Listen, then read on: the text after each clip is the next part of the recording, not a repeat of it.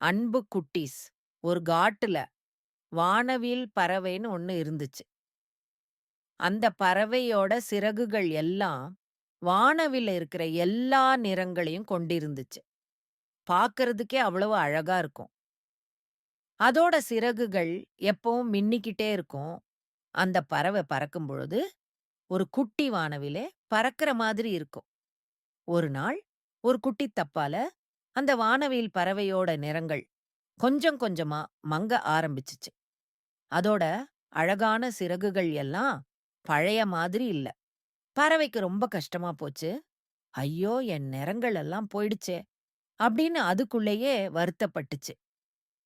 இத பார்த்த காட்டு விலங்குகள் எல்லாம் ரொம்ப வருத்தப்பட்டுச்சு.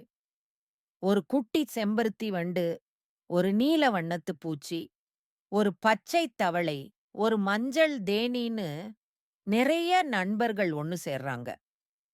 நம்ம வானவில் பறவைக்கு உதவி செய்யணும் அப்படின்னு எல்லாரும் முடிவு செஞ்சாங்க. இந்த நண்பர்கள் எல்லாரும் ஒரு சாகச பயணத்த ஆரம்பிச்சாங்க.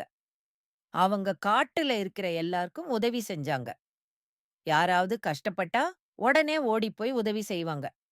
ஒரு குட்டி செடிக்கு தண்ணி ஊத்துனாங்க. வழி தவறிய குட்டி விலங்குகளை சேர்த்து விட்டாங்க. ஒவ்வொரு தடவை அவங்க நல்ல காரியம் செய்யும்போது ஒரு குட்டி ஒலி அந்த வானவில் பறவையை நோக்கி போச்சு.